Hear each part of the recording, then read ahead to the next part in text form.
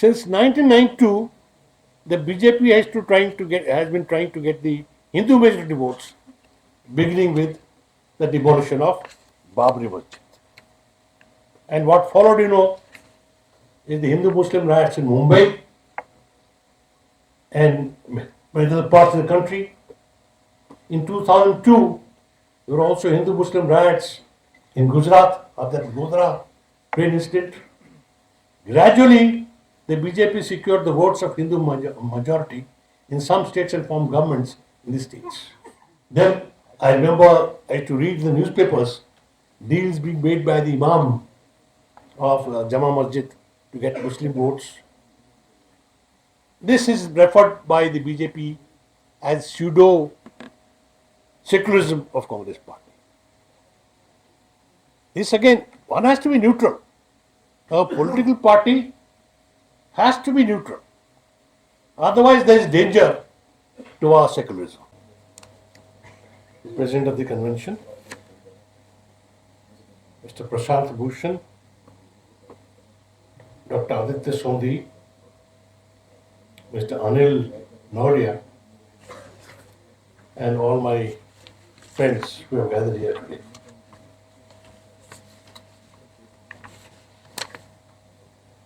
See, I am a judge and retired as judge. Normally, as judges, we don't come into the public domain, and I have been avoiding to come. Number of efforts Mr. Prashant Bhushan has made to drag me to these debates, but somehow I have avoided because I thought judge should not do it. But now I think I can't avoid it any longer.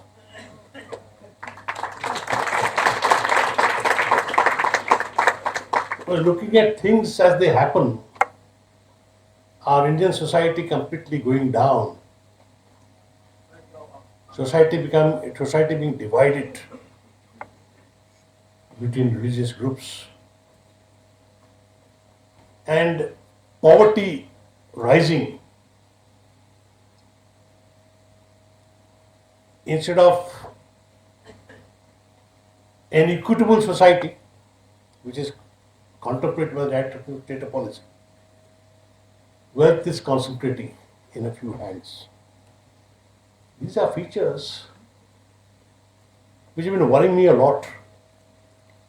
And I thought, even though I am now about 76, I must come out to the field. And that is why I am here. Now, you have heard the previous speakers. I will tell you why India was made secular and the peculiar nature of secularism in India, unlike in Europe, which they are indifferent. They say religion, we are not indifferent. Some of you must have seen the movie in the Netflix, Freedom at Midnight. If you look at the movie, you see what kind of tensions political leaders are creating between two societies. Now, this is because of whether to have a partition or not. But when the political leaders don't mean much, they don't want any, violent fights between the Hindus and the Muslims. The people on the ground, they get a different message and they start killing. Justice Sri Krishna, he was heading a commission of inquiry, Sri Krishna Commission inquiry. Soon after the riots which followed the Babri Masjid demolition in Mumbai, I have read some passages, and he has pointed out in his epilogue that human beings, You give them one reason, like religion, and they will come out with all their beastly qualities and start killing each other. You must read that. So, how dangerous it is. I was listening to the previous speaker who was saying political leaders, they should be very responsible. And it is that context in which my speech is made. See, if you look at the country India way back when the Constitution Assembly was sitting, 1946 to 1949, they looked at the country. It had a majority of Hindus, it had Muslims, a minority, it had Christians, it had Buddhists, it had Sikhs. So they thought we must ensure a secular constitution. And they provided a secular constitution, though in the preamble initially there is no mention of secular democracy. But there were all the features of secularism in the constitution which were adopted in 1949 initially. Let me point out what are the secular features. First feature is that the Indian state is independent of all religions, unlike Pakistan, which is an Islamic state. Second feature is that all persons in India are equally entitled to freedom of conscience and the right to freely profess, practice, and propagate religion under Article 25 of the Constitution.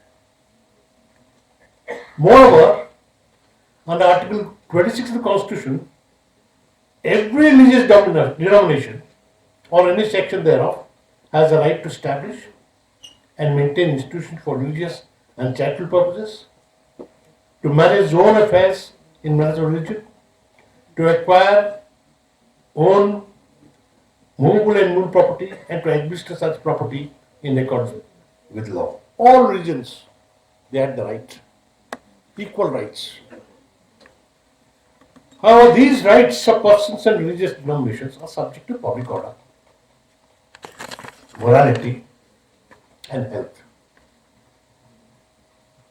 See, wherever there were problems, like we found talaq, triple talaq had problems. Something had to be done for ensuring that women and that Muslims come up. They don't suffer all this. So the Supreme Court interfered, corrected it, and Parliament also corrected it. That's good. There's no problem. But we can't interfere with religion unless it is absolutely necessary in the interest of public order, morality, and health. This is what the Constitution provided. The third secular feature is that the state is impartial or equally disposed of to all religions. In Article 21 of the Constitution provides that no person shall be compelled to pay any taxes, the proceeds of which are specifically appropriated in payment of expenses for the promotion and maintenance of any particular religion or religious denomination. Article 28(1) of the Constitution states that no religious instruction shall be provided in any educational institution wholly or maintained out of state funds. From government you have taken some funds and you are running an education institution, you can't impart any religious instruction. To show that state is neutral, totally impartial towards all religion. Article 28(3) of the Constitution provides further that no person attending an educational institution or recognized by the state or receiving aid out of state funds shall be required to take part in any religious instruction that may be imparted in such institution or to attend in religious worship that may be conducted in such institution or any premises attached thereto, unless such person or if such person a minor his guardian has given consent. Without consent, a state-aided institution or funded institution cannot compel a person to, or even recognized, to attend a particular worship. So the consent is required, either the minor's consent or the parent's consent, whether the minor or the adult's consent. Article 29(2) of the Constitution provides that no citizen shall be denied admission to any educational institution maintained by the state or receiving out of state funds on grounds only of religion. So all these provisions show that the state has to maintain total neutrality, total impartiality towards different religions. No particular religion is favored.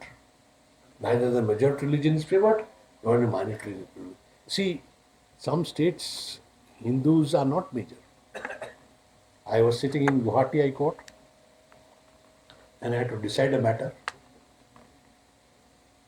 where the Hindus were minority.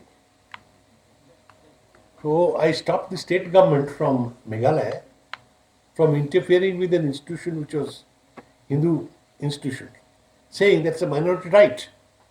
You can't interfere there. So therefore, in some states, the Hindu are not a majority. Christians are in majority.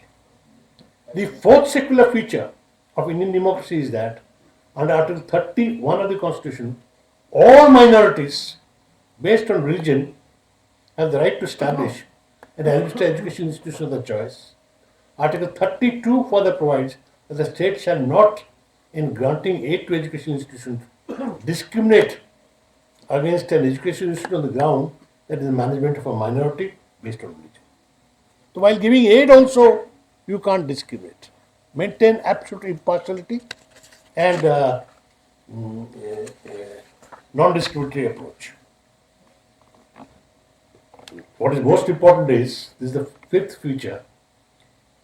Fifth secular feature of India is that the qualification for Indian citizenship under Article 5 of the Constitution is wholly independent of religious affiliation of a person. Whichever religion you belong to, you are a citizen of the state. It is based on birth, whatever is there in the Article 5. But there is no religion provided for it. Thus, every person, irrespective of religion, has all the freedoms granted to citizens under Article 19 of the Constitution, and also the right to vote in Indian democracy under Article 325 of the Constitution. So these are the secular features of the Indian Constitution. Secularism is totally provided for in the Indian Constitution, and things were happening well. What went wrong? We also have a democracy. And in a democracy, we have elections. And for elections, they need votes. Political parties need votes. So what happened was, political parties, instead of protecting secularism, instead of not, playing with religious feelings, they started looking for votes. Votes of Hindus, votes of Muslims, votes of Sikhs, votes of Christians. And for power, coming back to power, they started playing with religion. This is where things went wrong after the 1980s. If you remember what was happening in Punjab in 1980s, with a view to get votes,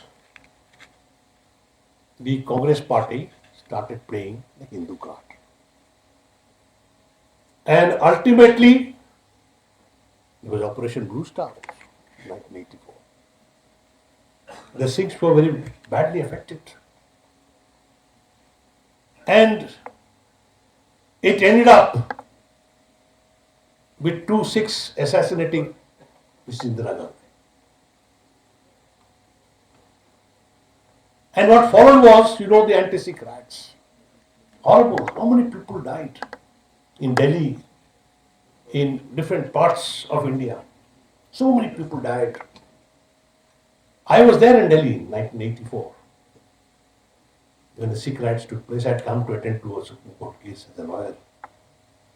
And that very day, Mrs. Gandhi was assassinated.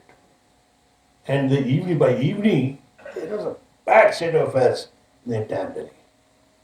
So, once political parties think of getting votes and coming to power, forgetting about secularism, the results are obvious. This is what has happened. Then after Indira Gandhi again, 1986, the Congress party thought of appeasing the Muslim communities. For votes again. Savano case is one. They banned the satiric verses by Salman Rushdie. Then I remember I had to read the newspapers, deals being made by the Imam of Jama Masjid to get Muslim votes.